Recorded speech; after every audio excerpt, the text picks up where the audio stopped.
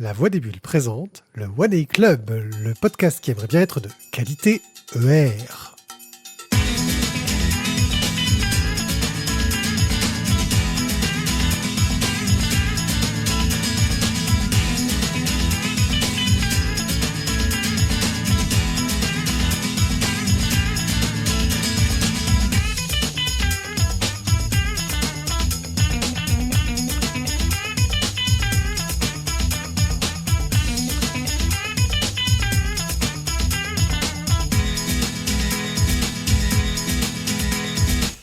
Oui, petit clin d'œil à des podcasts bien faits par des gens qui sont chacun dans leur domaine très doués. On pensait donc à Studio 404.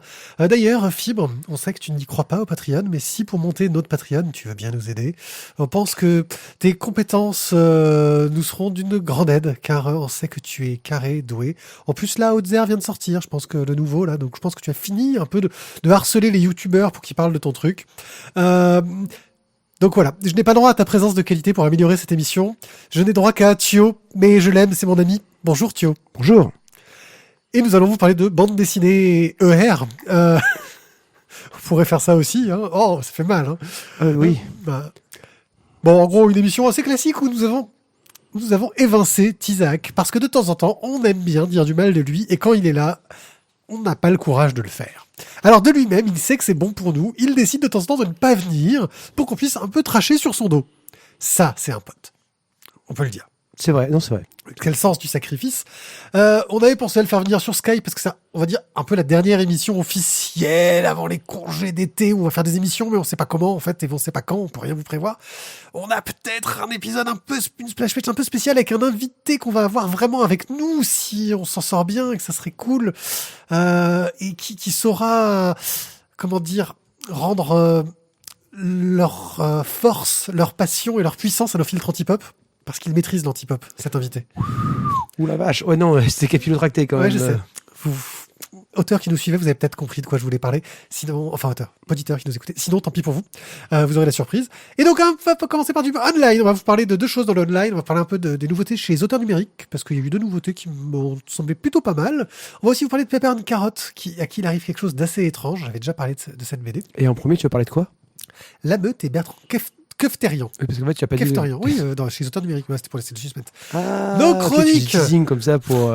Okay. Nos chroniques. On va parler un peu de crowdfunding encore dans nos chroniques, qu'on parlait de comme convenu, qu'on a reçu et qu'on a lu. Ouais, qu'on a acheté, qu'on a... Moi, je l'ai relu pour le coup, mais toi, tu l'as lu. Tu l'avais pas lu, toi, hein. Moi, j'avais lu que des bouts. Voilà.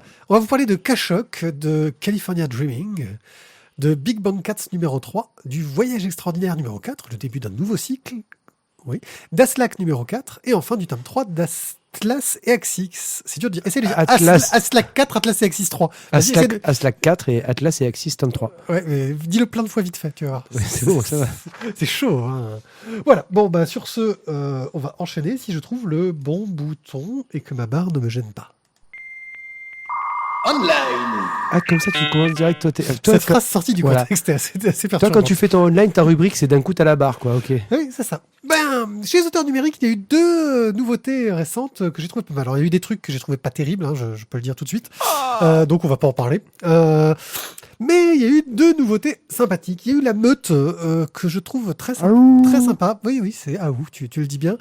Qui est une histoire geek avec des fonds de loup-garou. On dirait que le gars, il s'est fait plaisir à mélanger des délires entre potes avec un vieux scénar de loup-garou l'Apocalypse. Où en gros, on a une bande de potes geeks et on pense qu'ils vont devenir loup-garou. On suit le gars qui est mort, en fait, qui dit « Ah, ça y est, je suis mort et pourtant j'étais un loup-garou, j'avais ma meute, tout ça. » Et puis après, on voit le début de l'histoire qui commence un an avant, à un Noël, où il est pas encore un loup-garou. Le dessin est vraiment sympa, assez péchu, ça me fait penser un peu à du Stead qui faisait Wikipanda. Le seul gros problème que j'y trouve, c'est que la qualité des scans elle pue un peu et que les pixels ils te pètent un peu à la gueule, ce qui est fort dommage et qui dessert un peu cette bande dessinée que je trouve très sympa. L'autre nouveauté n'est pas vraiment une nouveauté, il s'agit de Bertrand Kefterian, qui est donc une vieille série qui était déjà sortie chez Eclipse Comics. L'éditeur avait fondé ça. Le gars, il a sorti ça un peu en amateur, dans l'idée de se faire un comics à la française, quoi, avec les codes au niveau de la diffusion, tout ça.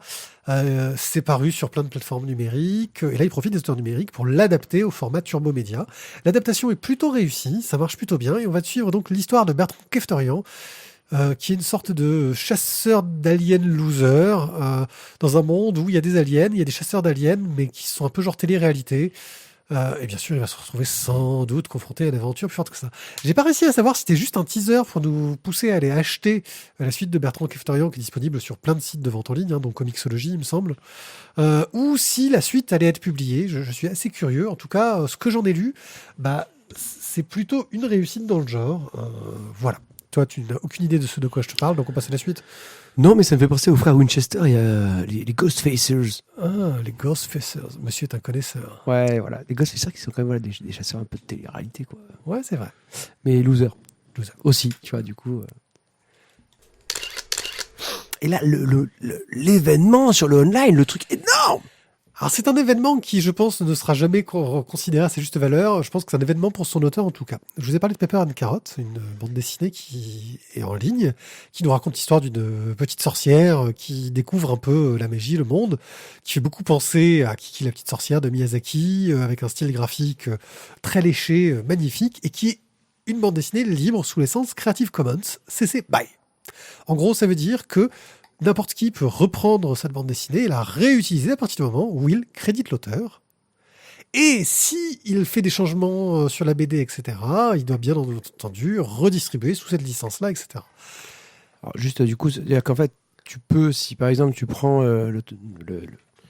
excuse-moi, Pepper and Carrot, grosso modo, Pepper and Carrot, et je fais une couve en disant c'est Pepper and Carrot, tu vois, Tu peux le vendre. je peux le vendre et que tu peux gagner des sous sur le taf qu'ont fait d'autres personnes. Voilà, si honnête, mais si tu le fais dans une démarche intellectuelle honnête, certains l'ont fait dans une démarche intellectuelle pas honnête. Non, C'est-à-dire qu'en gros, il faut que tu respectes l'œuvre originale, c'est-à-dire que Non, mais voilà, grosso modo, je veux dire, je reprends Pepper and Carrot, je veux dire, j'imprime ça à la photocopieuse de mon école, comme un goré, je fais avec tu le les distribues graphes et comme tout. tu veux, ouais, tu Je peux. le distribue à 5 euros, et les 5 euros sont pour moi si j'ai bien mis dessus que c'est Bob Voilà, ah, ok. tu as le droit. Le gars gagne de l'argent pour cette BD-là grâce à un Patriot, où en gros, il en est actuellement à $2200 par épisode. Ok. Ce qui est plutôt honnête, il en sort un par mois d'épisode, il fait pas que ça comme travail. Hein. C'est un auteur qui a beaucoup contribué au projet libre en général, il avait bossé sur le projet Blender.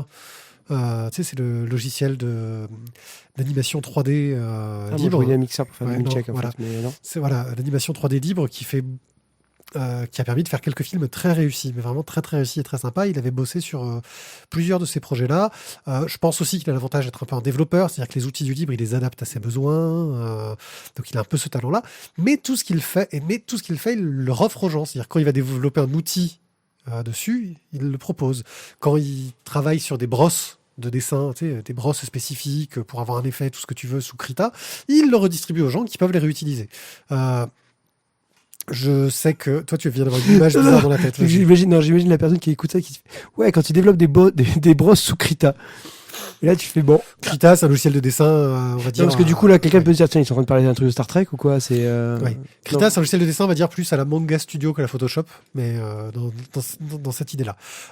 Pour exemple, j'ai fait tester Krita à mon frère, qui est illustrateur, qui a trouvé l'outil très très bien. Il manque 2-3 trucs pour que ça lui plaise complètement. Et il a trouvé effectivement que d'un point de vue professionnel, sur une tablette, ça marche super bien, quoi. Donc ça marche aussi sous Windows, c'est pas que sous Linux. Donc lui, il a balancé ça. Et à la dernière publication, il y avait le petit logo Glénat dans les contributeurs. Alors beaucoup de gens se sont posé des questions. Nous, non, parce qu'on avait reçu le catalogue Glénat qui nous disait « Hey, on va publier Pepper and Carrot ». La question qu'on se posait, c'est surtout « Mais attendez, là, c'est du Creative Commons. Comment ça va se faire Quels sont les intérêts Comment ils fonctionnent, etc. » Et il s'avère que c'est plutôt assez intéressant sur plusieurs points de vue. Premièrement, en gros, la BD sortira sous un format 80 pages à pas cher, dans les 10 euros, ce qui est plutôt pas cher pour du 80 pages cartonné couleur. On tourne plutôt vers les 15 euros d'habitude. Parce que, en gros, ils sont pas payés les droits d'auteur, globalement. Glénat lui donne des sous via Patreon. Ils peuvent arrêter quand ils veulent. Du fait qu'ils donnent des sous via Patreon, lui, il leur a proposé de leur faire, en gros, une couverture inédite, qu'ils ne peuvent que eux exploiter, là, pour le coup, qui leur appartient. Ils ont retravaillé quand même un peu tout le graphisme, le design pour protéger leur édition, pour éviter que n'importe qui reprenne leur édition et la propose telle quelle. C'est-à-dire en fait qu'ils profitent de leur travail qui, par contre, à eux, n'est pas en Creative Commons. Bah si, qui pour le coup reste en Creative Commons. C'est encore plus subtil que ça. Ouais, non, mais il reste propriétaire. Excuse-moi, là, ça me Ouais, chiffonne c'est un dans peu la- tordu. ça me chiffonne dans la tête parce que tu me disais tout à l'heure que du coup, la Creative Commons, c'est-à-dire que tu peux le réutiliser tel quel. Si tu mets les noms de l'auteur, c'est-à-dire que tu dis c'est Glénat et c'est Bob. Oui, sauf que si tu veux le réutiliser tel quel, il faut que tu dises que c'est Glénat qui l'a fait. Oui, mais faut que tu dises Ouais. que c'est Glénat, mais t'as le droit de le Non, faire mais alors. c'est surtout, en fait, ça leur permet. Sauf que, comme la couverture leur appartient pour le coup. Oui, la couverture, faut que t'en trouves une Elle autre. appartient, donc il faut que tu en trouves une autre. Donc en gros, ça protège leur qualité d'adaptation. Ils ont fait appel à un correcteur pour les textes, pour les affiner un petit peu. Enfin, ils ont apporté suffisamment de valeur ajoutée pour que ce soit considéré comme un produit dérivé de l'œuvre originale.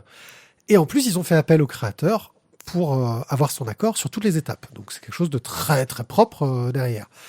Le graphiste de chez Glénat a dû en chier parce que en gros, David Revoy s'est dit j'aurais pu leur faire des fichiers Photoshop, mais je juge que mes fichiers Krita sont très bien, donc je laisse se démerder. Donc le graphiste a dû se prendre la tête pour réadapter les fichiers Krita au format Photoshop. Le département juridique a dû se prendre la tête pour réadapter les façons de gérer les contrats à la licence Creative Commons, qui n'est pas du tout gérée chez Glénat jusqu'ici. Et donc c'est vrai que, bon, moi je prends le logiciel libre et tout ça, je trouve que c'est un premier pas très intéressant qui montre que le logiciel libre peut être pérenne et peut faire gagner de l'argent. On le savait déjà dans des milieux comme l'informatique, où Linux permet de gagner de l'argent, vu qu'Android c'est du Linux, ne l'oublions pas. Donc, voilà, on savait que c'était pérenne, mais c'est vrai que pour la plupart du grand public, on ne le sait pas. Bon, je pense que la plupart du grand public ne saura jamais que c'était une BD libre, qui est disponible sur Internet et qu'il y a des gens qui travaillent dessus. Bref, David Revoy vient de mettre un article où il explique un peu tout ça. Bon, l'article est en anglais, ce qui est un peu dommage pour un auteur français, mais c'est super intéressant et je vous encourage à aller jeter un œil à la BD qui est en ligne. Et puis je vous encouragerais même à lire l'édition carton papier qui va sortir parce que c'est une très bonne BD selon moi. Tu vois, des commentaires sur ce sujet assez étonnant, je trouve. C'était quand on avait justement reçu les auteurs numériques, on en parlait justement du schéma économique du Turbomédia. Du coup, je trouve que ça commence à peut-être se construire, quoi. On est sur une sorte d'économie parallèle, c'est-à-dire que je pense là on a un sujet de splash pour 3 heures, je pense. On est sur une économie parallèle, c'est-à-dire qu'on a un auteur qui vit du Patreon globalement, et c'est l'éditeur qui va le payer via Oui, mais Patreon. justement, c'est ce que j'ai envie de te dire, c'est tu commences à avoir la possibilité peut-être de passer par un autre schéma de contrat, quoi. C'est ça. C'est-à-dire que tu passes plus par le contrat classique, tu payes au forfait, tu fais ta BD, tu as touché tes 5 000 euros, tu repasses pas par la case départ et on se parle plus jamais. Mais c'est que du coup, peut-être tu es obligé de fidéliser ton éditeur qui va donc participer à ton Patreon, tout comme tes fans, pendant peut-être 1 ou 2 ans. Et dans ce cas, peut-être même que les Patreons, du coup, pourraient avoir une durée, une sorte de CDD, quoi. Et l'auteur reste propriétaire de son œuvre, et l'éditeur reste propriétaire de son œuvre, entre guillemets, c'est-à-dire le format papier. C'est-à-dire que l'éditeur est propriétaire du format papier, de l'édition, de l'objet, mais l'auteur conserve toute la propriété intellectuelle, et s'il veut le vendre à un autre éditeur, il a le droit, quoi. Si un jour il a envie de dire, si un jour Delcourt arrive, on a bien aimé ce que vous avez fait chez Glénat, on veut faire une édition de luxe, nous, chez Delcourt, il peut dire, ouais, d'accord, on peut faire l'édition de luxe chez Delcourt. Et puis même, d'ailleurs, Delcourt n'a même pas besoin de poser des questions, ils peuvent dire, on va le faire, et on le fait. Alors, ils ont le droit de le faire, c'est que là, ça peut devenir quand même chaud, quoi. Mais, ça veut dire chaud, mais je veux dire, entre guillemets, s'ils veulent faire une édition de luxe, ils sont obligés d'apporter de la valeur ajoutée au produit, et donc forcément, ils sont obligés de collaborer plus à côté avec l'auteur. Oui, mais ça peut être ultra minime. Ah oui. Mais ils se retrouveraient contraints quand même de déployer ça sous licence Creative Commons. Et là, ça deviendrait intéressant. Ouais, mais enfin, du coup, c'est... Enfin bon. Non, qui ressort pas. Le bouquin il va être édité à 10 000 exemplaires, ce qui est un beau tirage pour une nouvelle série, etc. Tu ressors pas, t'arrives pas à ressortir un truc qui a fait un concurrent derrière comme ça tout de suite, quoi. Mais l'avantage, je veux surtout dire que si un jour la BD est épuisée, qu'elle n'a pas cartonné ou quoi que ce soit, un autre éditeur pourra reprendre la suite s'il a envie derrière. Voir un plus petit éditeur qui veut faire une diffusion plus restreinte, ou voir peut-être dans une moins bonne qualité d'édition, parce que... Surtout, c'est que là, voilà. on tue mon système de livres qui deviennent rares. Ouais, c'est ça. Tu vois, parce que les petits tirages. On tue une de tes splash dans tes idées. Ouais, on a tué une des splash, mais c'est pas grave. On passe à la suite.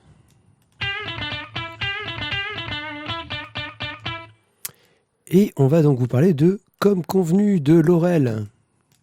Comme convenu, alors on en avait grandement parlé, les médias en avaient parlé, la plus grande réussite, le plus gros crowdfunding de l'histoire. Pas tout à fait, mais c'était pas loin. Un gros Ulule, quoi. Gros quand même. Ouais, chez Ulule, ça devait être un des plus gros. Mais je vous le dis. Il y avait eu nous quand même qui avait... Oui, non, mais après, si tu vas chez Kickstarter, tu avais des trucs beaucoup plus gros. Aussi, oui. Qui se comptaient en millions de dollars, en fait. Donc, voilà. Mais non, on parle dans le monde, on va dire, geeko, BD.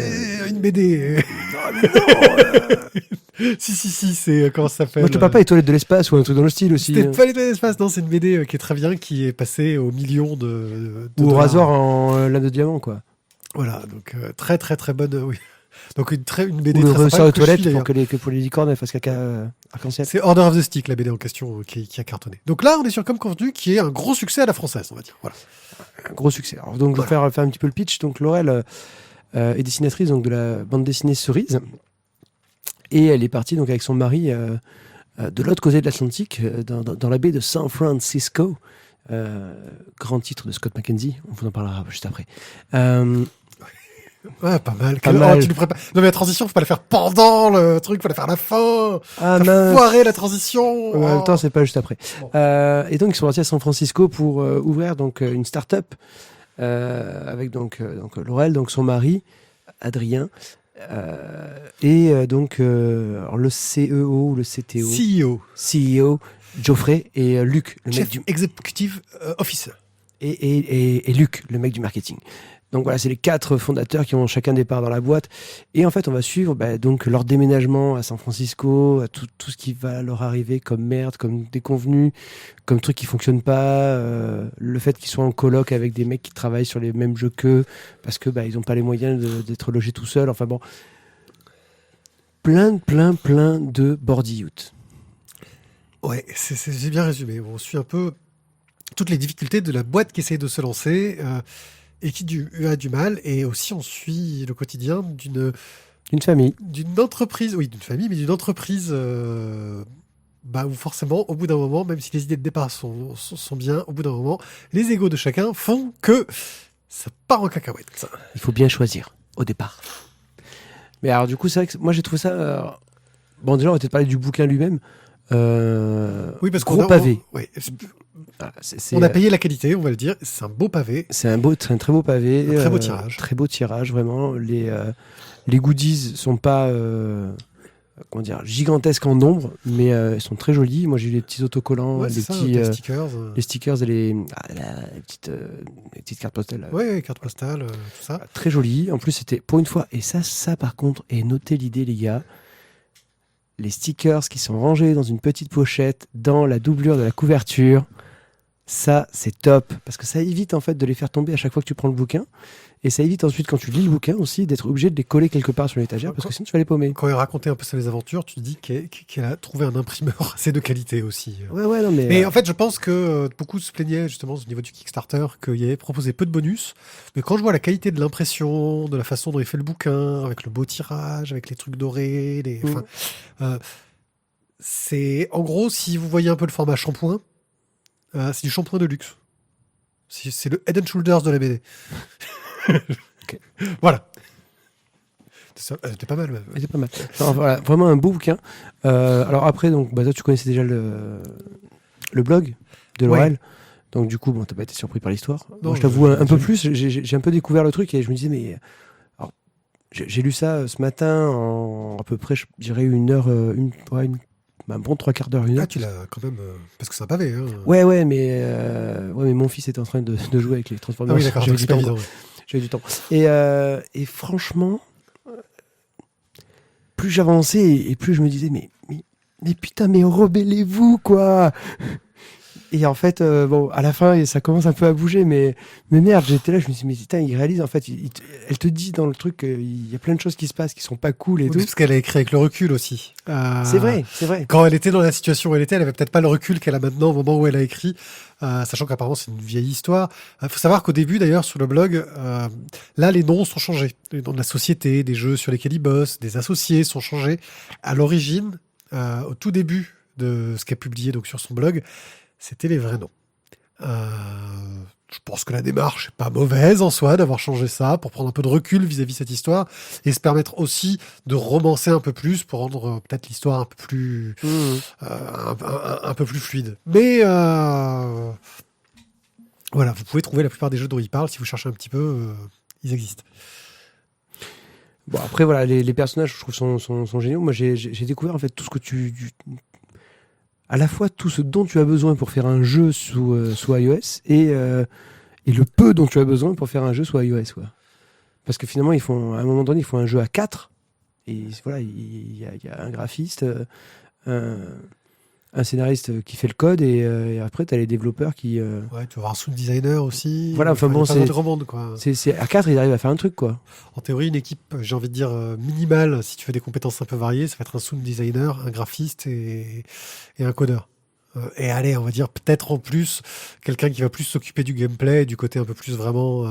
voilà. Mais tu peux avoir des équipes minimalistes dans le jeu vidéo. Oui. Voilà. Enfin, maintenant, on retrouve ça, quelque chose qu'on avait perdu, mais qu'on retrouve avec l'apparition du jeu indé et des jeux mobiles. Ouais, voilà, moi j'ai trouvé ça vraiment sympa, c'est à suivre, c'est méchamment à suivre, mais il y a une bonne partie de la suite qui est déjà en ligne, hein, je te le dis, si tu veux trop. Ouais, du coup, je pense que j'irai parce que c'est vrai que là tu t'arrêtes et tu te dis, ah, bon, ils ont résolu le problème de la voiture, Ouais. il y a eu un problème de part, qu'est-ce qu'on fait? Ouais, attends les histoires de carte verte, gars. Voilà, tu vas voir. Oui, parce que du coup, tu comprends en fait quand ils discutent avec des expats qu'ils se sont fait un petit peu pigeonner depuis le début, quoi. Mais ils le savaient pas. Bah oui. Sinon... C'est le principe du pigeon. Voilà, donc c'est une histoire vraiment intéressante et très sympa. Et le dessin, qu'est-ce que t'en as pensé? Alors, il y a un truc qui est particulier sur le dessin, mais vas-y, je te laisse dire ce que t'en as pensé, moi je vais y revenir après. Bah c'est juste, c'est du noir et blanc, donc crayonné. J'ai trouvé ça très joli et efficace. Moi, je trouve qu'il y a un petit côté quand même kawaii de Brume, je cherchais le nom. Oui, c'est le chat. C'est le chat, oui. C'est le chat de Laurel. C'est le chat, en fait, qui à la fin, je retrouve une sorte de... C'est un peu un Jiminy Cricket. Il a les deux casquettes. Il a à la fois le petit démon et le petit ange. Ouais, et puis il se fait aider par les écureuils qui sont des enflures. Ah, ouais. Voilà. C'est les personnes, oui, c'est les coccinelles de Gottlieb, c'est un peu ce côté-là. Ouais, il y a un côté très ligne claire, gros-nez, tu vois, un peu du classique franco-belge au niveau du trait. On a un gaufrier très simple, en général, c'est du 4 cases par planche, mais vraiment très très simple, je trouve. Il n'y a pas de prouesse narrative et de prouesse technique, j'ai envie de dire. Tu vois, on n'est pas dans on vous en mettre plein de vues. Ça reste simple parce que c'est vraiment, ouais, c'est une BD qui est guidée par l'histoire et pas par le graphisme, que je trouve très bien, hein, très efficace. Mais voilà, il n'y a pas grand-chose de plus à dire dessus. Si vous aimez le trait de Laurel, c'est bien. Mais par contre, ce qui est génial, c'est de voir les progrès entre le début et la fin. Si tu as fait l'exercice de revenir sur les premières pages après avoir vu le bouquin. Ben, au début, j'avais un peu de mal avec certains personnages parce que j'avais du mal à les identifier, on va dire, d'une page à l'autre. Mais on va dire au fur et à mesure, c'est devenu de plus en plus facile. Pardon, j'ai la bouche qui n'est pas de... Et voilà, c'était... On sent que ça a évolué, mais après, je sais pas sur combien de temps elle a dessiné ça. Il y a au moins un an. Elle faisait environ une planche par jour, hors période de vacances. Mais elle avait pas de vacances. Ouais, enfin de pause, de trucs où elle avait un gros projet, où elle arrivait à repartir en France pour un moment, où elle a eu quelques vacances. Non, mais elle l'a écrit, l'histoire était déjà passée, donc ouais. Et puis elle avait d'autres projets à côté, donc non, c'est assez régulier. Là, il y a quasiment une planche par jour, hein, toujours sur le net. À raison de 280 pages, un truc comme ça. Donc voilà. Par contre, un truc qui a manqué, ce serait bien de numéroter les pages. Ah oui? Bah oui, parce que si tu t'arrêtes 2 secondes pour aller sauver Grimlock ou Bumblebee et que tu reviens, ben... Tu sais plus à quelle page t'étais. Tu sais plus à quelle page t'étais. Et comme c'est un pavé, même s'il y a des rabats sur la couverture, non, c'est difficile de les utiliser. Mais j'ai pas voulu les mettre parce que ça allait déformer, que je suis un peu maniaque. Voilà. Bon, bah dans le prochain, il faut qu'il y ait la petite langaise. Ça, ce sera le bonus de voilà, plus. Le petit bonus plus si on arrive à l'avoir. Voilà. C'est pour qui? Qu'est-ce que t'en fais? Pardon, on n'est plus assis pour qui? Alors, en fait, moi, qu'est-ce que j'en ferais? Disons que si les fans de Melrose Place savaient lire, je pense que j'aurais pu leur offrir. Parce que c'est en fait un... Et là, ouais, là, tu me... T'as vu, je te circonspecte. Voilà, on avait réussi à éviter tout le côté, c'est de la BD girly, tout ce que tu veux, machin chose. Et là, tu me parles de Melrose Place d'un coup. Ouais, mais parce qu'en fait, moi, j'ai retrouvé... dans le caractère de certains des personnages, le côté méchant gratuitement que tu peux avoir dans Melrose Place, c'est quand tu tombes dessus des fois. Tu vois. Alors je t'avoue, j'ai pas suivi. Melrose Place ou comme vous Melrose Place.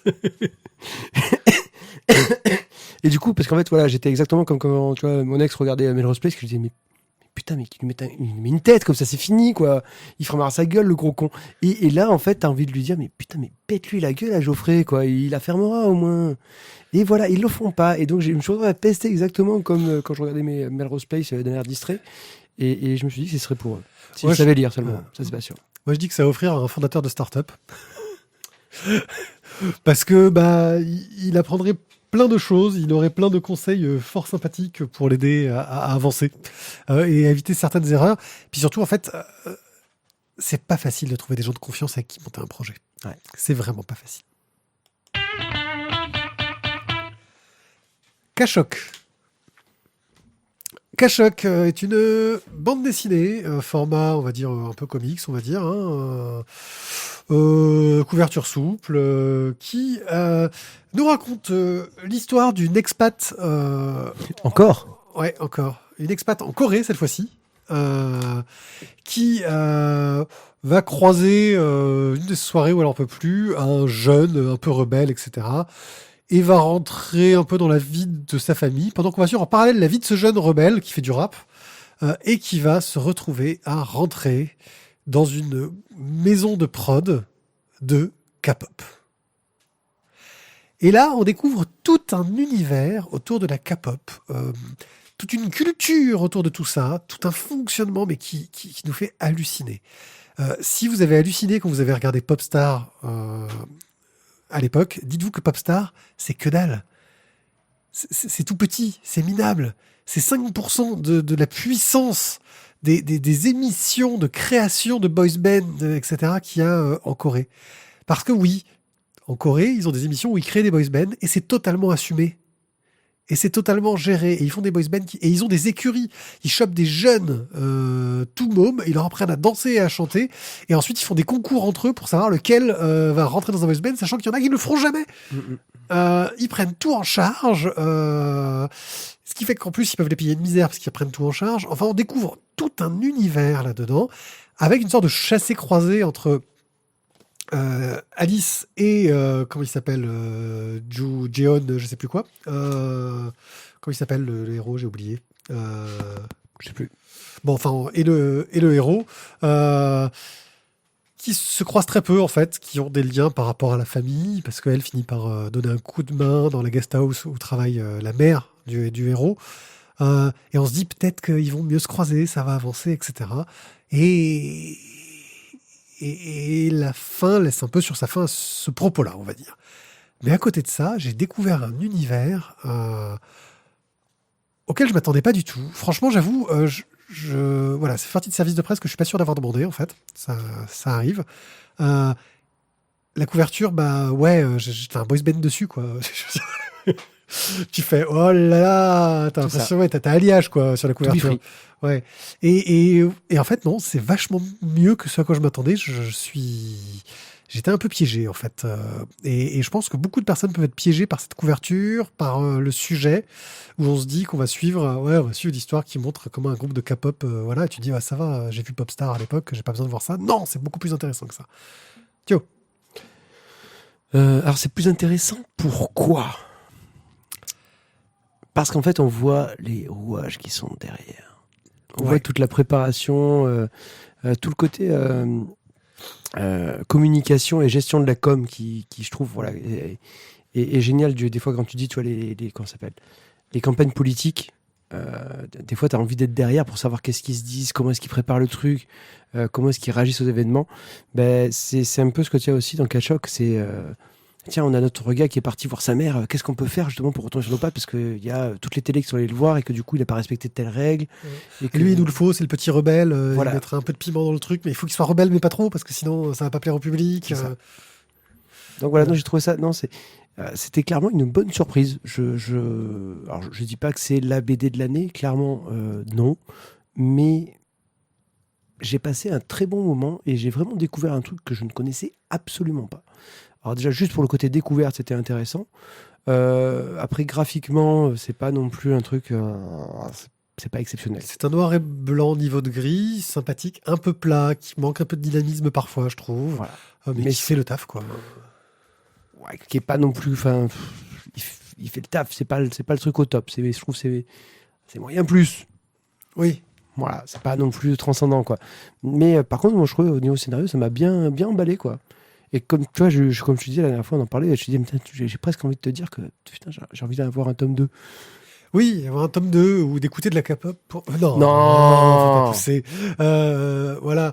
Mais c'est vrai que oui, pensez la K-pop, c'est psy, quoi. Je veux dire, et là, elle t'explique un peu. En fait, pour le coup, c'est marrant. J'ai découvert un peu de quoi parler parce qu'elle fait référence. Parce que il y a quand même une préface, une postface qui nous explique un peu plus les détails de tout ça.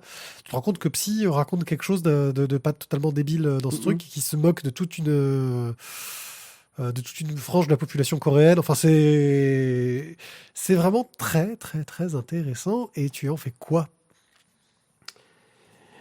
Alors je pense qu'on on va se rejoindre un peu sur ce qu'on en fait. Moi, je pense que c'est une bonne découverte on va dire de l'extérieur, d'une autre culture, d'autres choses, de l'étranger, quoi. Ouais, c'est une ouverture à une Asie inconnue, j'ai envie de dire. Inconnu pour nous, peut-être qu'il y a des gens qui diront putain, les mecs ils connaissent pas la K-pop, quoi. C'est bon, ok, je ne connaissais pas la K-pop. Ouais, mais non, mais peu connu. Si, je connaissais de nom la K-pop, j'en avais déjà écouté, mais tu te fous de la gueule quand t'écoutes de la K-pop. Enfin, je le faisais toujours pour rigoler, quoi, quand je parlais de K-pop. Mais je trouve qu'il y a un côté, voilà, déjà découvrir que c'est un pays asiatique protestant. Ouais, ils expliquent un peu ça dans la préface. Découvrir que, ouais, c'est loin de toutes les images qu'on a du Japon, par exemple. Ça n'a rien à voir. C'est loin des images qu'on peut avoir de la Corée. Enfin, le dernier bouquin que j'avais lu sur la Corée, c'était Pyongyang, et bizarrement, c'est pas aussi rigolo. C'est l'autre côté de la Corée. Donc, tu vois, tu découvres, voilà, quelque chose qui culturellement est très fort, en fait. C'est un pays qui, je pense, est très puissant culturellement et qu'on connaît assez peu. En tout cas, nous, on le connaît assez peu. En France, et qui mériterait d'être découvert parce que ça va vraiment éveiller ma curiosité. Et qui est en plus accessible que ce que j'aurais cru.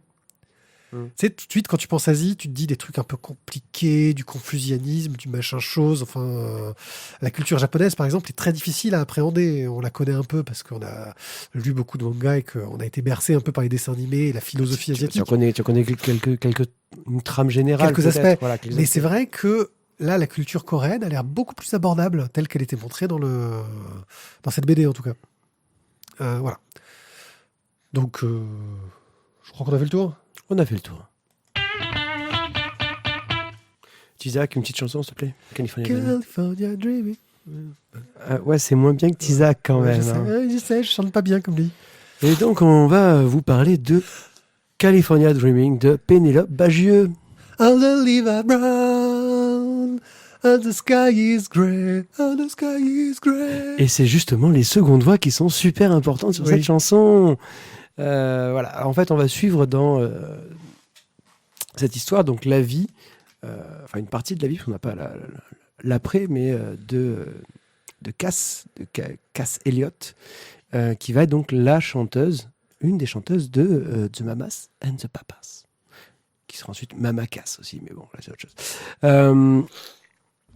Et on va suivre donc toute sa vie, toute son histoire de, on va dire, sa naissance assez rapidement, et ensuite donc sa carrière de chanteuse dans différents groupes. Hein. Ça va être, je crois au départ, c'est les Journeymen. Oui. Puis ensuite, alors un truc totalement imprononçable, je m'en excuse, les Mugwumps, avec un truc, un nom de groupe où tu peux gagner au Scrabble avec ça, quoi. Qui va ensuite devenir donc Mamas and Papas. Et on va suivre l'évolution du groupe, comment est-ce qu'il se crée, comment ils se rencontrent, le caractère d'une Cass Elliot qui a l'air quand même d'être totalement déjantée, totalement extravertie, mais en même temps d'une fragilité assez hallucinante. Là où elle arrive, elle fout la merde quand même. Hein. Ouais, elle fout la merde, mais tu sens quand même qu'il y a quand même une volonté de bien faire, une volonté de se faire remarquer, une volonté d'être au devant de la scène. Mais en même temps, un côté un peu fragile, quoi. Oui. Il y a tout. Une sorte de réflexe vis-à-vis de cette fragilité. Et voilà, donc du coup, on écoute, on suit l'histoire de ce groupe. Et finalement, voilà, on se retrouve peu à peu à chanter dans notre tête. Parce que quand on parle des enregistrements avec John Phillips, qui était en fait le dictateur du groupe, qui voulait pas tel truc, il faut le faire comme ci, il faut le faire comme ça, et avec Cass Elliot qui lui fait à peu Et près... qui sortait avec la jeunette Michel. Michel, qui avait pas une voix superbe, sachant Mais qui était que bonne. Cass était secrètement amoureuse de lui, plus ou moins. Enfin, Non, elle était amoureuse de, Ah oui, de Denis. l'autre. Denis, ouais, enfin, je les mélange. Alors, mais elle était oui. amoureuse de Denis, et en fait, donc John et Michel étaient ensemble, mais en fait, Denis voulait se taper Michel, En fait, t'étais vraiment fan de Melrose Place. et Cass, en fait, elle était à fou amoureuse de Denis, quoi. Donc, du coup, gros quadrilatère amoureux, très chaud, quoi. Surtout pour une vie de groupe quand tu pars en tournée ensemble. Donc forcément, ça n'a pas tout très bien tourné parce que le groupe a eu en tout et pour tout, je crois, un truc comme 4 ou 5 ans d'existence avant d'essayer de se reformer une autre fois, mais ça a été un échec. Mais ils ont quand même fait California Dreaming et d'autres titres aussi qui sont quand même ultra connus et que vous avez certainement entendu. Mais je vais pas vous faire l'affront de vous faire une prononciation pourrie parce que Tizak aurait pu me vanner, mais c'est pas là, donc c'est pas grave. J'ai dû chanter à sa place et j'ai un peu honte. Tu peux. Voilà. En tout cas, c'était un bon bouquin. J'ai eu du mal un peu à me lancer dedans parce que je connaissais assez peu le trait de Pénélope Bagieux. Donc du coup, au départ, j'étais là, je fais, ça me fait un peu bizarre. Et puis en fait, c'est passé tout seul, quoi. Pénélope Bagieux, c'est un peu cette artiste... j'ai envie de dire, tu sais, l'artiste maudite, quoi. Elle a un peu participé au début des blogs BD, de la vague girly, entre guillemets. Les gens ont essayé de la coincer dans cette image. Elle se fait pomper son style de partout pour se retrouver. Dès que tu racontes des histoires de filles qui vont faire des courses et qui achètent des chaussures, on a du style Pénélope Bagieux, j'ai envie de dire.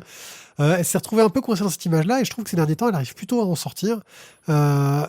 Surtout que là, elle a fait le choix, voilà, d'aller sur un trait crayonné direct, noir et blanc, qui est assez original, que j'aime beaucoup, un petit côté cartoony dans les dessins, dans la présentation des personnages, tu vois. Et puis, ouais, moi j'ai trouvé ça très efficace, très sympa. Elle se permet en plus un petit peu de poésie parfois au niveau de la narration, en jouant sur les décors, sur des éléments qui apparaissent, sur des jeux d'ombre, sur tout ça. Et j'ai trouvé ça, ouais, moi graphiquement, ça m'a énormément plu, quoi. J'ai vraiment trouvé ça génial. J'ai mis un peu plus de temps, on va dire, à apprécier. J'ai pas trouvé ça génial, mais finalement, voilà, ça m'a bien bercé. Et c'est vrai que du coup, les moments où tu as aussi la voix off parce que tu as l'impression en fait que c'est Cass Elliot qui raconte son histoire aussi à d'autres moments. Parce que des moments, en fait, t'es spectateur de l'histoire et des moments, c'est Cass Elliot qui te raconte telle période de sa vie. Ça m'a un peu fait penser au traitement de Marion Mousse sur Loulou, zut. Ah, zut. Je l'ai pas loin. Louise et les loups. Louise et les loups. Tu sais, un peu ce traitement Ouais. au niveau du récit autobiographique. Biographique, j'ai un peu trouvé à ce traitement-là, avec un côté moins documentaire que dans Louise et les loups, qui était très poussé, hein, mais un peu cette forme de narration. Et ouais. La fin aussi, alors on va pas spoiler, mais ça s'arrête avant la fin de l'histoire de Cass Elliot, c'est-à-dire apparemment elle est morte dans des conditions pas fantastiques, on va dire, dans des conditions d'excès et d'abus, est-ce que j'ai cru comprendre. J'avoue que j'ai pas été chercher plus loin, et ça s'arrête bien avant ça, quand elle est au fait de sa gloire, et je trouve ça pas mal justement, de raconter une success story et de s'arrêter avant la chute. Ça met un peu de positif, et on passe un très bon moment à lire cette histoire et à suivre ces personnages qui sont attachants, touchants et beaux, quoi. Tu en fais quoi?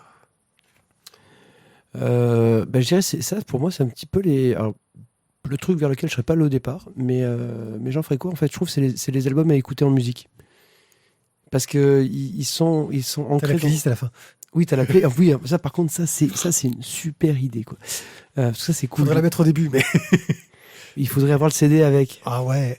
Mais voilà, je trouve que c'est les albums qui s'écoutent bien, qui se marient de suite avec une musique. Alors je sais qu'on avait parlé déjà d'un site qui le faisait, qui te proposait d'écouter telle musique avec tel album. C'est BOBD. BOBD. Pour bande dessinée. Mais voilà, je trouve ça c'est vraiment le bon couple. Ouais, moi c'est... tu le mets avec toutes ces histoires du rock, en fait. C'est quelque chose que tu offres aux gens qui aiment la musique, hein, principalement, et tu le ranges avec toutes ces histoires de la musique que tu as pu voir, comme le petit livre rock qu'a pu faire Hervé Bourris, comme ce qu'ils avaient sorti chez la Revue Dessinée, là, quand ils ont fait leur histoire, tu sais, Zut, j'ai oublié comment ça s'appelle. On lisait des articles, j'ai pas acheté les bouquins, mais il y avait des articles dans la Revue Dessinée sur les chanteurs. Les musiciens un peu bizarres sortis du néant. Bon. Ouais, je le rangerais vraiment avec tous ces histoires de la musique, voilà, de la musique contemporaine, où ça marcherait très très bien, et parce que c'est un beau livre, quoi, sur le sujet. Big Bang Cats, le tome 3, que tu ne vas pas trouver dans la pile, car il est toujours dans ma chambre, vu que je l'ai fini hier soir. Big Bang Cats, nous rappelons un peu cette histoire. C'est un album jeunesse qui nous raconte avec joie et bonheur les mésaventures d'un groupe de jeunes qui ont fondé un groupe de musique, mais secret. Ils jouent masqués parce que dans leur groupe, il y a un des mecs les plus populaires du lycée. Et bien sûr, ils ne veulent pas trop qu'on sache qu'il traîne avec ces musiciens-là pour conserver sa popularité. Et que tous les autres ont chacun leur raison un peu de se masquer, parce que y en a qui n'osent pas assumer pleinement ce qu'ils font, etc. Ce tome est une histoire assez intéressante, parce qu'elle s'intéresse à un sujet que beaucoup de gens ont pu rencontrer, c'est le pervers narcissique. Alors, qu'est-ce que le pervers narcissique ? Ce sont des personnes qui sont souvent considérées aussi comme des sociopathes, d'un point de vue purement psychiatrique, qui ont peu d'émotions et qui prennent du plaisir à manipuler les gens et à les éloigner de leur environnement naturel. Avec des techniques de manipulation, somme toute, assez simples. Mais... limite un peu gourou de secte, quoi. Ouais, en fait, ils aiment ça. bien s'accaparer les gens, quoi. Les pervers narcissiques, les gourous de secte, souvent, sont des pervers narcissiques. Hein. Donc, c'est vraiment un type de personnalité qui, il me semble, est reconnu d'un point de vue scientifique. Hein. Et il y en a. Et donc là, une des filles du groupe va par habile hasard rencontrer un de ces gars qui a un groupe de métal. Et ce gars-là, par des petits mots, par des petits trucs, va réussir à l'éloigner petit à petit du groupe, au point de compromettre un concert qu'ils vont avoir qui leur permettrait de gagner des vacances au ski. On est dans une histoire pour ados, jeunes adultes, efficaces, bien foutus, qui traite un sujet intéressant pour le coup, parce qu'il y a du fond. Moi, c'est ça que j'ai trouvé ça intéressant, c'est qu'il y a du fond, avec des personnages qui sont attachants et intéressants, et puis surtout un dessin mais méga péchu. Donc j'adore le dessin d'Anna Catfish, là, je suis fan de son trait. C'est d'un dynamisme très inspiré pop, manga, on va penser à Jamie Hewlett, Gorillaz et compagnie. Scott Pilgrim. Ouais, il y a ce côté aussi Scott Pilgrim un peu. Voilà, tu prends tous ces gens qui ont ces influences à la fois américaines et asiatiques, qui ont réussi à tout mélanger, où on sent un petit côté com aussi, tu vois, pour quelque chose de très graphique, très moderne, très péchu, avec une mise en couleur qui en jette en plus. Donc, franchement, au niveau de la narration, ça tient vachement bien la route. Et puis en plus, c'est une histoire intéressante et le mécanisme de la manipulation est tout en finesse et en subtilité. C'est-à-dire que on a lu la préface, on sait que ça va parler d'un pervers narcissique, donc on sait que le gars du groupe de métal, il est méchant, quoi, en gros. Mais on nous l'aurait pas dit et ils insisteraient pas dessus. Tu te rends compte que il y va par petites touches. Alors, j'ai pas lu la préface quand j'ai lu Big Bang Cats. Donc du coup, en fait, j'ai vraiment suivi toute la narration, comme un gentil spectateur. Et du coup, quand tu arrives justement au moment où tu as mais tu es un pervers narcissique. Et là, il y a l'explication Wikipédia, quoi. Et là, tu fais, mais ouais, en fait, quand il a fait ça, Et ouais, tu fais, ouais. Et voilà. Donc ça marche même. Ça marche même si tu le sais pas. Voilà, mais justement, c'est ça que je voulais dire, c'est que moi je le savais et j'ai trouvé que c'était très bien amené. Donc quand tu le sais pas, oui, pour le coup, tu es la preuve de ma démonstration. Nous avons fait une démonstration scientifique. Nous avons quelqu'un qui sait et quelqu'un qui ne sait pas et nous en arrivons aux mêmes conclusions. Donc ce livre est bien foutu. Je veux dire que le livre est bien foutu, exactement. Voilà, donc voilà pour mon avis. Le tien, Thio. Je vais te rejoindre à peu près sur tout, voire même en fait sur tout. Donc je suis. On va pas avoir un riche débat aujourd'hui, mais je suis entièrement d'accord avec tout ce que tu viens de dire, autant sur le graphisme que sur la narration. Et j'ai trouvé ça intéressant parce que moi j'ai été surpris du sujet. Alors c'est vrai que dans Big Bang 4, ils sont déjà traités quand même de sujets de société, de l'homosexualité, d'un des membres du groupe, d'autres. De l'intégration. Le première l'intégration, histoire, ouais. c'est l'intégration. C'est Voilà. les castes sociales lycéennes, Au la lycée. première histoire. Mais c'est vrai que du coup, si tu veux, là j'ai été surpris par le sujet. Je ne m'attendais pas à ça. Mais voilà, c'est bien mené. Alors je dirais pas que ça m'a transcendé ma life, mais c'était très intéressant et du coup, passé un très bon moment. Et c'est vrai que je trouve Big Bang Cats, au fur et à mesure, devient un truc bien sympa quand même. Tu l'offres volontiers à des ados, quoi. D'ailleurs, c'est ce que je pense qu'il faut en faire, c'est que faut l'offrir à des ados, parce que moi, je passe un bon moment en tant qu'adulte, à des ados et à leurs parents. Ouais. Voilà, parce que ça permettrait aussi peut-être aux parents de voir, parce qu'on peut avoir un pervers narcissique dans l'entourage de ses enfants et pas s'en rendre compte. C'est vrai. Donc non, je pense que c'est très très très intéressant. Voilà, moi je l'offre sans hésiter à un ado et à ses parents. Est-ce que ça existe en fait, parce qu'on dit un pervers, mais est-ce que ça existe une perverse narcissique? Je sais pas. Je pense qu'on est dans de la sociopathie. De toute façon, tu sais, les psychopathes sont souvent des hommes, rarement des femmes. Ouais, je sais, j'ai appris ça dans Esprit criminel. Ah, toi, tu regardes Esprit criminel. Non, j'ai arrêté parce que ça me foutait les chocottes en fait de me dire qu'il y avait des cas qui étaient vrais quoi. Depuis qu'Inigo Montoya est parti, c'est plus pareil. Ouais, enfin, il est parti saison 1 quand même. Je sais. J'allais dire, si tu veux, depuis qu'il est parti, ouais, grosso modo, il s'est juste passé 10 ans quoi depuis. C'est vrai. Et on va continuer avec Le Voyage extraordinaire de Philippi et Camboni, le tome 4 chez Vent d'Ouest. Alors donc petit changement, les 3 premiers tomes étaient en rouge. Là maintenant le tome est bleu. Mais on regarde toujours le même style de couverture qui fait clairement référence donc au Jules Verne. Oh, la série des voyages extraordinaires de Jules Verne. Voilà. Bon. Chez Hetzel, je crois. Tape pas dans mon micro. Je suis désolé, mais j'ai failli retomber. Je me dis, t'es tombé des mains là. Donc c'est le 2e cycle qui s'appelle Les Îles Mystérieuses. Le premier cycle s'appelait donc le Trophée Jules Verne. On va resuivre nos 2 gamins, donc Emilien et Noémie, qui sont revenus justement du Trophée Jules Verne. On a eu les problèmes donc avec le 3e axe, qui est en fait une sorte de grand méchant de cette extraterrestre, on sait pas, mais qui en fait fait chier tout le monde dans cette guerre mondiale entre l'Allemagne et l'Angleterre et les États-Unis aussi. Et donc, eux, ils sont revenus dans leur cottage anglais et ils attendent de savoir ce que sont devenus les parents de Noémie, qui, eux, sont visiblement passés du côté obscur de la force. Et, ils auraient trahi. Voilà. Et le père d'Emilien qui essaye donc de l'envoyer du côté, on va dire, de mettre à gauche pour qu'il soit un peu à l'abri, mais en même temps le sortir aussi de ces histoires où les services secrets anglais et américains essayent justement de traîner Emilien et Noémie parce que ce sont en fait 2 petits génies qui vont peut-être leur permettre de trouver d'ailleurs, mais bon. Qui vont peut-être essayer qui vont leur permettre de trouver qui est le 3e axe et d'avoir des réponses à leurs questions. Tadam. Bon, dans ce sujet-là, donc ils sont récupérés par les services secrets, ils se retrouvent encore une fois dans la baie de San Francisco. Merci Scott McKenzie. On a des thèmes. On est dans le thème San Francisco aujourd'hui. Et If you come to San Francisco. Non mais déjà qu'en fait l'été on les écoute pas quoi déjà. Ouais, je sais. T'imagines en plus ils nous entendent chanter quoi. C'est ouais, mort. je sais. Bon.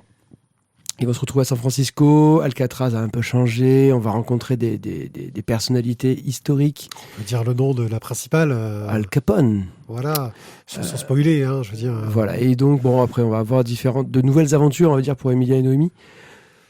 De nouveaux méchants, mais qui sont pas si méchants, et des nouveaux enlèvements, des nouvelles alliances, et des nouvelles poursuites, et des nouvelles pannes, et des nouvelles pareilles que d'avant. Et j'ai été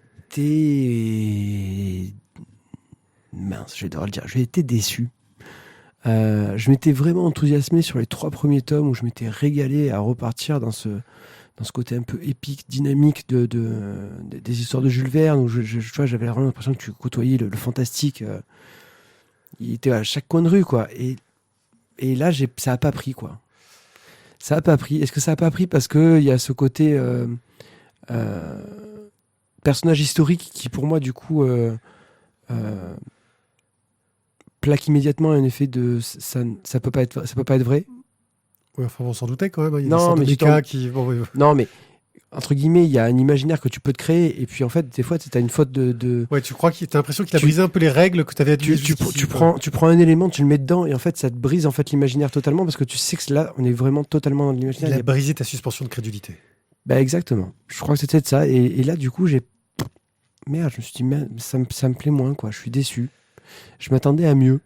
Alors, graphiquement, je trouve ça toujours aussi joli. Même s'il y a une grande incohérence. Comment est-ce que ces mômes peuvent être aussi géniales? Parce que vu la taille de leur globe oculaire, je sais pas quelle taille est leur cerveau, mais il reste pas beaucoup de place dans le crâne, hein. Non? Tu trouves pas? Oui, voilà. Bon, je trouve qu'au niveau des chara-design, il réduirait un petit peu les yeux. Ça serait, enfin, tu vois comment il s'appelle l'aventurier qui est avec eux là, qui a la classe, quoi. Ouais, oui, ouais. Voilà, les mômes et les femmes, mais ils ont des yeux, mais c'est, ouh, mais ça va, quoi. C'est immense. C'est presque perturbant Mais par rapport au trait général mais c'est très très réaliste, tu vois. Mais c'est parce qu'ils sont curieux. Ils ont des grands yeux parce que c'est les yeux de l'enfant. C'est les yeux Waouh, ils sont émerveillés de tout. Les yeux de l'intelligence. Ça doit être ça. Voilà. Mais sinon, à part leurs yeux. Mais regarde l'héroïne là, elle a des yeux aussi gros que sa poitrine. Ouais, mais elle a une belle poitrine quand même. Justement. Bon, sinon, à part les yeux. Non, le dessin est magnifique, c'est beau, c'est superbe. Voilà. En fait, moi, j'ai du mal avec les designs des personnages, enfin les visages principalement. J'ai du mal avec la façon dont l'auteur dessine les visages. Bon, après, c'est un choix artistique, hein. Moi, ça me convient pas très bien, mais alors tout le reste, les décors, les couleurs, les looks des personnages, au niveau des fringues, de tout ce que tu veux, je trouve ça superbe. Après, c'est ce que j'avais dit à la fin du tome 3, hein, je suis pas non plus très très fan de cet univers steampunk, machin chose. En fait, les deux personnages principaux, les deux gosses, ils m'insupportent en fait. J'ai envie de les baffer à chaque fois qu'ils ouvrent la bouche. Et ça me rend un peu le passage difficile à apprécier pleinement, on va dire. Voilà. Mais dans le genre, ça reste assez efficace. Les clins d'œil sont sympathiques, sont bien menés. Mais là, c'est vrai que... disons que tous les Deus Ex Machina, toutes les surprises que tu es censé avoir, elles tombent un peu à plat, quoi. Tu as lu le premier cycle, tu as un peu compris les mécanismes scénaristiques, bah là tu as les mêmes, donc tu vois un peu ce qui va arriver, quoi. La méchante qui est pas vraiment méchante parce qu'elle est jolie. Alors, ça, par contre, j'ai trouvé ça un peu dommage parce que donc la présente, elle a quand même beaucoup de classe et en fait, 8 cases après, elle a retourné sa veste. Voilà, donc non. Ça par contre, tu fais retourner, tu nous l'envoies, tu la mets en place, Bum. Ah ok, bon, c'est déjà fini, quoi. Donc voilà pour les déceptions, on est assez d'accord. Étonnamment, tu as rejoint mon avis. Ah, tu es passé du côté obscur du voyage extraordinaire. T'en fais quoi? Bah j'en fais quoi? J'ai été fan du premier cycle. Le deuxième cycle commence mal, mais en même temps, je me dis à voir. Il est beau quand même. La couve, elle déchire. Oui, non, mais ça, c'est les travails d'édition qui est joli, mais. Ouais, bah j'en fais quoi? Malheureusement, je pense que c'est une série que je vais terminer, mais. J'espère que ça va un peu se renouveler. Ça annonce un renouvellement quand même, le final. Ça annonce un renouvellement, mais. Un changement de cadre assez intéressant, peut-être. Ouais. À voir. Donc bon. tu le mets en attente, quoi. Je le mets en attente, mais bon, oui, je pense que je finirai la série, mais là, j'étais quand même, je l'avoue, j'ai été vraiment bien déçu. Et ouais, je devrais supporter le prochain tome parce que tu vas l'acheter, voilà ce que j'en fais. Ok. Voilà, on va pouvoir passer à la suite. Et là, on a du lourd, là on a du grut. Aslak, tome 4, le monde du rien. Du casque à pointe, quoi. Ouais, du viking.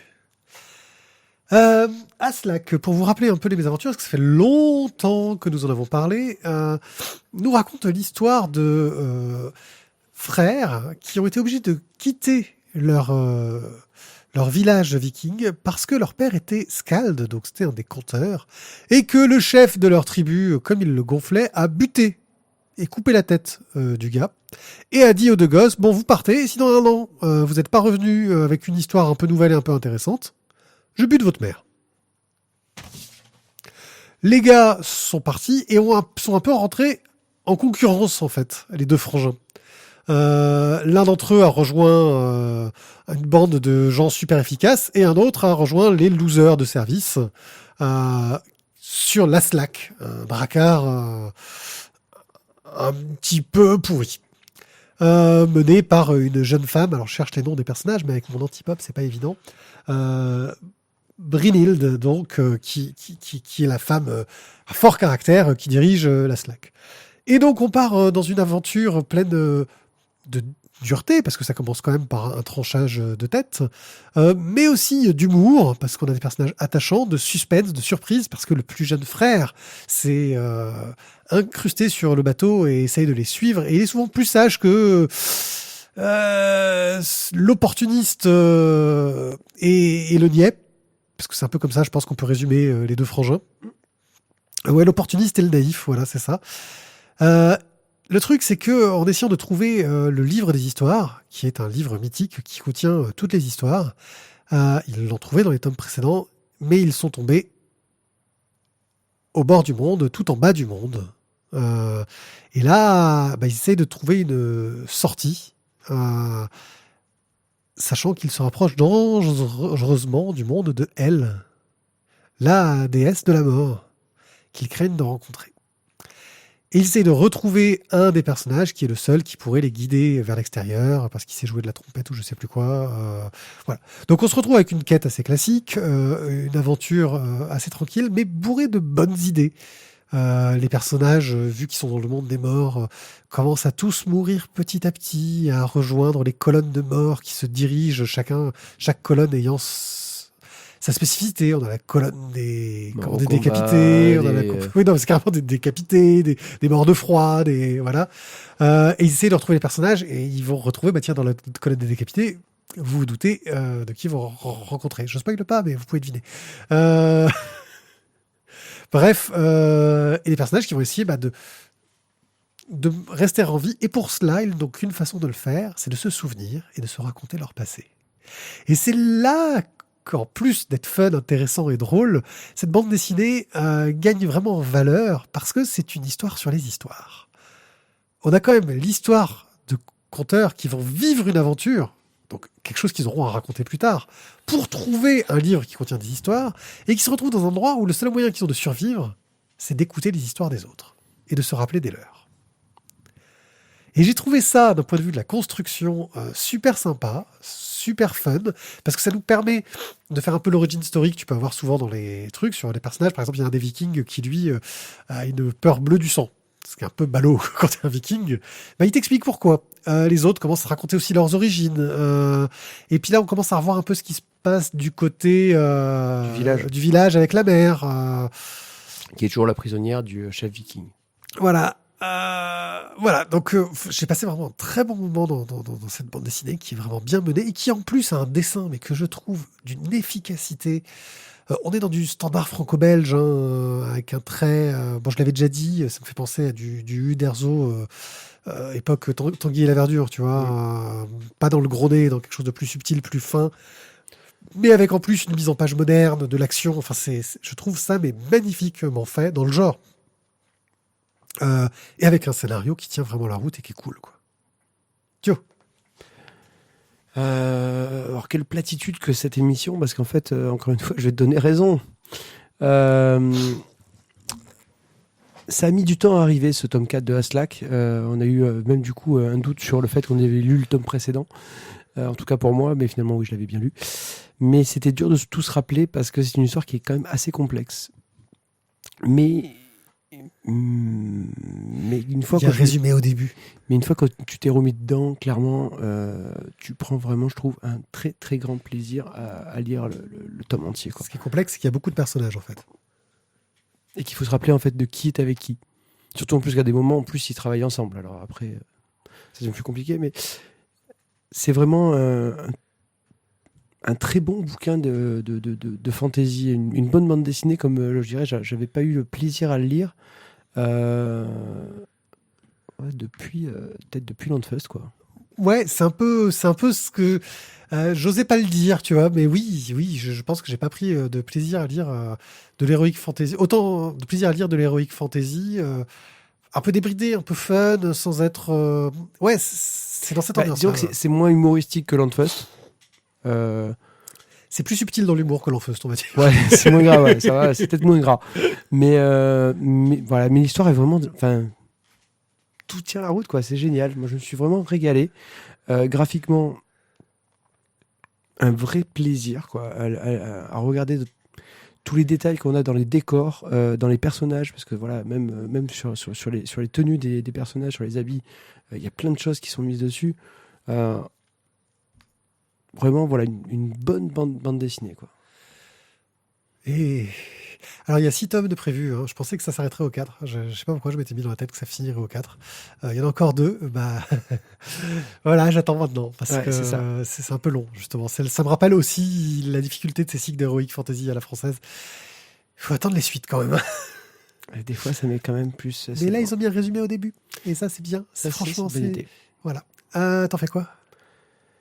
Si c'était pas dans ta bibliothèque, en fait, je le mettrais dans la mienne. Parce que je trouve que c'est vraiment un. Je pense que c'est en train de devenir un incontournable, en fait, d'une étagère Heroic Fantasy. Ouais, je le mets dans une étagère Best of Fantasy, quoi. Quelque chose, ouais, c'est super réussi, c'est super efficace. Et puis voilà, c'est vrai que moi, je trouvais l'humour entre les Vikings me fait penser des fois un peu à du. Comment s'appelle le film Eric le Viking, oui, Eric le Viking. Voilà, clairement, mais c'est cette espèce d'humour absurde des fois où tu vois l'autre qui sont en train de se taper sur la gueule pour savoir si le père est mort réellement au combat ou si en fait il est mort dans son sommeil. Attention. On a une bête, mais c'est rien de grave. C'est pas un frelon, c'est bon si. Voilà, donc vraiment c'est top. Ouais, et puis la relation entre les deux frères qui est bien décrite aussi, hein, qui s'aiment, mais qui sont en concurrence, mais. Qui s'aime, t'es pas sûr quand même qu'il y en a un qui ait beaucoup d'amour quand même en lui. Ouais, tu sais pas trop. Il y en a un qui a l'air peut-être, on va dire, d'avoir quand même un petit côté fraternel, t'es de famille, donc je peux pas non plus trop te faire de mal, mais t'as l'autre quand même qui fait un peu l'enculé. Oui, c'est vrai. Ouais, c'est dur d'être viking. Ouais, d'être un enculé aussi, ouais. Et on va terminer donc toujours un petit peu dans un monde d'heroic fantasy, mais plus jeunesse, Atlas et Axis, tome 3. Donc nous allons continuer dans notre histoire et dans... Rappelle-nous un peu les précédents tomes. Alors en fait, nos deux héros, Atlas et Axis, étaient dans la quête de l'os magique de Chimera. Ce sont 2 chiens. Ce sont 2 chiens. Et donc justement, dans cette quête de l'os magique, ils ont... Pardon. Ils se sont retrouvés enrôlés à bord d'une armée de chiens qui partait à l'assaut donc du château des Macas. Les Macas en fait sont un peuple barbare. Alors des animaux, c'est quoi? C'est des loups? Ouais, des loups, des bulldogs ou je sais pas quoi. Ouais, ça reste des chiens. Ça reste des chiens, une race de chiens un peu méchants. Qui du coup voilà maltraitent on va dire tous les peuples qui sont sous leur égide. Et là les chiens se sont ligués pour aller tous les faire la même chose. Ouais, mais d'abord ils veulent quand même tuer les méchants. Peut-être qu'ils feront pire, mais ils veulent quand même tuer les méchants. Et donc, Atlas et Axis ont eu besoin de cette... C'est un avantage, en fait, parce que ça les a aussi mis sur le bon continent pour aller chercher l'os de Chimera. Mais bon, il faut quand même qu'ils arrivent à se dépêtrer de cette armée de chiens qui a comme règle de ne... Il est interdit d'être un lâche. Les lâches, on les tue. Et on tue les déserteurs. Donc forcément, pour fuir, c'est un peu difficile. Mais... je ne vous spoil pas, ils vont réussir à quitter cette armée donc pour partir dans leur quête. Et à ce moment-là, en fait, ils vont tomber avec un Volk, un loup qui lui aussi a subi les foudres des Macas et qui n'est pas finalement un si méchant loup que ça. Qui est d'une subtilité totale et d'une subtilité absurde, j'ai envie de dire, parce que la guerre est vraiment présentée comme absurde. Hein. Ah oui, la guerre est... Et qui raconte son histoire, voilà. Justement, qui raconte un petit peu toutes les épreuves qui l'ont amené pour devenir ce qu'il est aujourd'hui, quoi. C'est-à-dire qu'il est, il est à la fois une sorte de loup sanguinaire monstrueux, mais qui se rappelle en fait qu'il n'était pas comme ça au départ. Et que finalement, c'est la guerre et le monde qui l'a changé et qui l'a obligé à devenir ainsi. Euh, Moi, j'ai trouvé que on est toujours dans la même approche, on va dire, dans Atlas et Axis, donc cette espèce de récit épique, euh, ponctué, voilà, vraiment avec une énorme quantité d'humour et de dérision, mais avec toujours un sens critique vis-à-vis des faits de société. Alors c'est vrai que c'est Anthropomorphique qui leur permettait de ça, mais qui est quand même, voilà, je trouve très très bien mené et c'est vraiment très agréable, quoi. Ouais, il y a un côté un peu, bon, Bone, ça on avait déjà fait le rapprochement dedans. D'ailleurs, faut quand même, comme c'est l'auteur Pau, Poe bah, c'est espagnol, donc je pense que ça va se dire Pau. ou Pau, comme un Pyrénées oriental, enfin occidental, Ouais, Pyrénées Atlantique. Bon. Pau, quoi, la ville Ouais. de Pau. Pau. Ouais, c'est Enfin, possible. bon, tu me disais donc comme dans Bone. Oui, on a ce côté comme dans Bone avec des personnages un peu cartoony, etc. Même si là, ouais, il y a le côté animal qui ressort. J'avoue, j'étais un peu perturbé au début parce que j'avais oublié des détails de cet univers. C'est les moutons. Mm. Les moutons sont explosifs dans cet univers. Oui. Donc quand tu les jettes, ils explosent. Et en gros, ils catapultent des moutons. Et au début, je me suis dit, mais pourquoi ils catapultent des moutons? Et je vois un gros bang. Je fais, mais qu'est-ce qui se passe? Et puis ça m'est revenu petit à petit. Mais alors au début, mais je suis resté con parce que je me souvenais plus du tout de ce principe-là. Et les moutons explosifs, c'est assez drôle en fait. C'est un running gag sur la série qui est assez fun. À la fin, ils expliquent aussi qu'ils ont caché des souris dans les planches. Oui, alors ça, j'ai pas eu la patience parce qu'il fallait que Oui, on a un chat qui vient d'entrer. je passe le tome au lecteur suivant de rechercher les souris. Mais je pense que je le ferai. Ouais, voilà. Donc j'ai trouvé l'histoire sympathique, intéressante. Maintenant, bon, la guerre, c'est mal. C'est un sujet un peu bateau. C'est amené avec un humour que j'aime bien. Euh, mais j'arrive pas trop, tu vois, au niveau de la narration, au niveau de la quête, à voir le lien, quoi. J'ai l'impression que c'est plein de petits bouts d'histoire qui sont sympathiques, mais sans plus. Je passe un bon moment, hein, mais j'ai pas l'impression d'être dans une saga où il va y avoir une continuité, des personnages qui reviennent, du machin chose. Il y a des allusions à d'autres personnages, mais qu'ils avaient rencontrés avant, mais ça va tellement vite que. Enfin voilà, tu Alors, vois, ça manque un peu de ce fil rouge qui permettrait d'avoir quelque chose qui se tient un peu.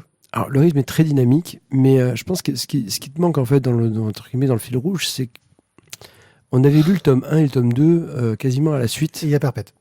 Et il y a Perpète, mais on avait lu les deux premiers tomes quasiment à la suite. Je crois que je les avais achetés en même temps quand le tome 2 était sorti, donc du coup on avait déjà le tome 1. Et ça te permet, on va dire, d'avoir une continuité. Et cette continuité-là, on l'a pas eu parce que le tome 3 est arrivé cette année et que ça te fait, je pense, au moins 1 an et demi qu'on l'a lu, quoi. Oui, le Donc, temps de le lire, oui. clairement, on manquait, on va dire, de référence par rapport à ce qui s'était passé avant. Et c'est vrai que les tomes, on va dire, ne sont peut-être pas bien découpés. Dans le sens où il faut vraiment se rappeler ce qui s'est passé avant pour bien intégrer en quel moment de l'histoire on est. Donc ouais, il faut peut-être les lire tous à la suite les uns les autres pour avoir un bon lien. Mais je trouve que c'est quand même une bonne BD jeunesse, quoi. Les dessins sont sympas, c'est Moi, dynamique. jeunesse, tu dirais. Moi, je me dirais grand public. C'est quand même. Jeunesse même, enfin, mais je pense que le caractère cartoony des personnages me fait plus penser jeunesse, quoi. Le côté ouais, grand public, oui, mais enfin bon, pas non plus ouais, pas tout petit, quoi. Oui, oui, non, pas tout petit, mais. Comment les adultes. Enfin, c'est ado-adulte, grand Oui, public. ado-adulte. Voilà, j'aurais pas mis de blocage. Bon, tu en fais quoi? Bah, je continue, mais du coup la prochaine fois je pense qu'avant de lire le tome 4 je relirai les 3 premiers tomes Ouais, pour ouais. être bien dans le avoir truc, quoi. Oui, oui, avoir de la continuité. Bah, moi, je suis curieux de la suite. Maintenant, est-ce qu'ils vont ressasser les mêmes thèmes? Comment est-ce qu'ils vont le faire? Parce que globalement, depuis le tome 1, ça nous raconte le monde est violent et on a deux personnages qui trouvent que la violence, c'est quand même pas terrible, quoi. Mais on est des chiens, donc quelque part, on a la violence en nous. Tu vois? L'affaire avec le lapin, Oui. Oui, oui, oui.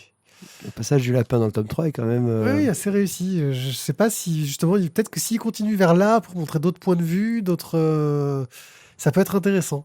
Faut voir comment est-ce que ça évolue. Eh bien, voilà, nous sommes arrivés à la fin. c'est fini. Merci de nous avoir écoutés. On revient bientôt pour une émission qui devrait être à peu près standard, je pense. Cet été, ça devrait être voilà, comme vous l'avez dit un petit peu avant, on va sans doute essayer d'écumer, de se débarrasser de toute notre liste de retard. Donc on fera des émissions d'1 heure où on prendra une grosse pile de livres, tout ce qu'on a lu et qu'on n'a pas encore chroniqué, et on s'arrête à 1 heure. Voilà. Et puis après, on refera une deuxième comme ça pour essayer Si on a encore des BD, et puis voilà, on pour continuera. écouler un max de stock. Mais je vous le dis, Pierrick va aller faire des courses. Ça fait longtemps. Je prépare le tire-pale.